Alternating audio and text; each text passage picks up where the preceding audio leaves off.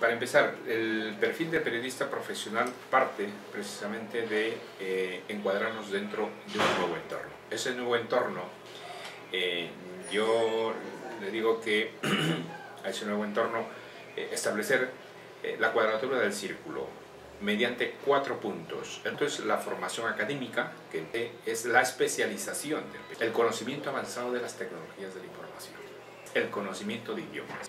Bueno, el uso de redes sociales, vamos a ver, yo parto de un siguiente principio.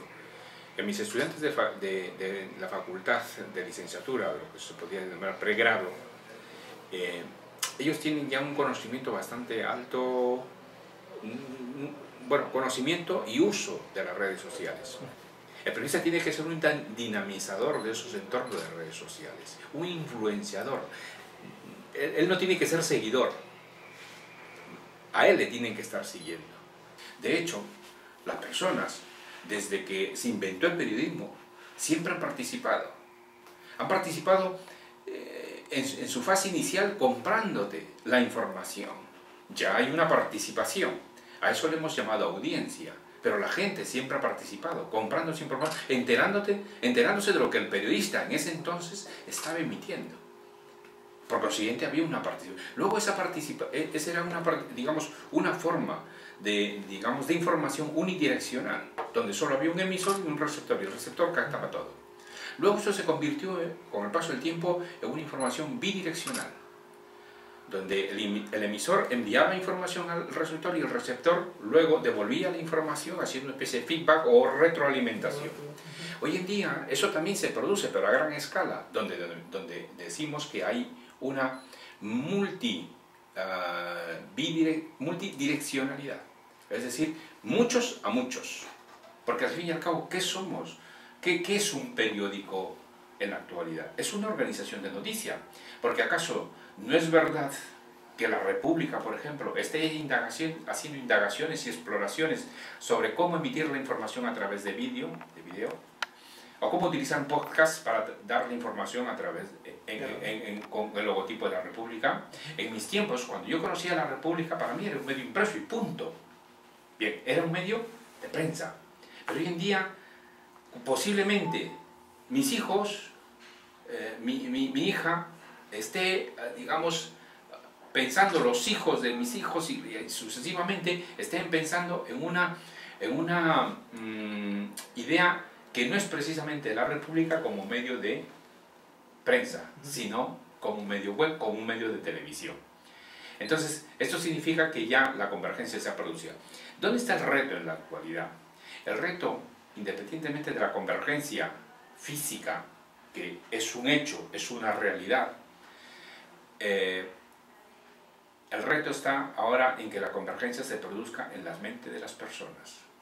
El problema que subyace en la mayoría de los periodistas, y sobre todo de los periodistas tradicionales, es que esa convergencia no ha llegado a su mente.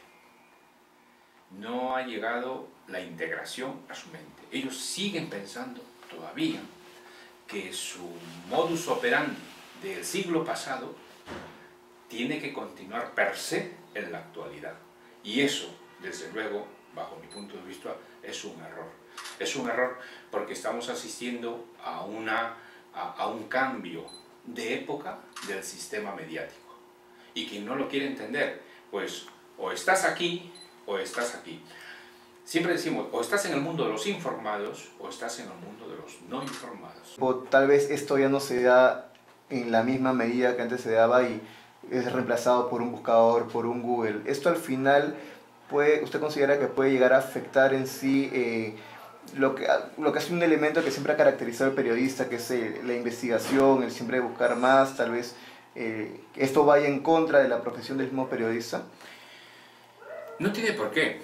Si ahora, por ejemplo, el famoso caso Watergate, ¿no?, o los papeles de Pentágono se llevasen en la actualidad, no nos tardaríamos 6 meses como se tardó la investigación que realizaron estos periodistas para destapar el caso Watergate.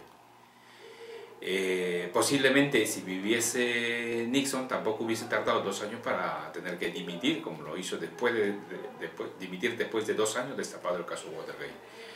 Y entonces intenta buscar, se cansa de buscar, y entonces apaga la computadora y se va a la hemeroteca a buscar. ¿Por qué pasa esto? Porque simplemente no ha optimizado la búsqueda. ¿Y por qué no ha optimizado la búsqueda? Porque desconoce cómo optimizar la búsqueda dentro de los motores de búsqueda. Si nosotros utilizamos Google como lo hace cualquier persona sin tener que ir a la universidad, pues desde luego hemos perdido el tiempo en la universidad. Porque eso, para hacer eso, lo hace cualquier persona. Nosotros, en cualquier caso, cuando hablamos de tecnologías avanzadas, de conocimiento de tecnologías avanzadas, estamos hablando de cómo podemos utilizar Google y en vez de que salgan ante una ecuación de búsqueda 5 millones de referencias, salgan 50 referencias. Y que de esas 50 referencias, el 80% de lo que estás buscando sea verdad y sea información de calidad y esté debidamente contrastado. Entonces, estas cuestiones son las que ayudan al periodismo de investigación.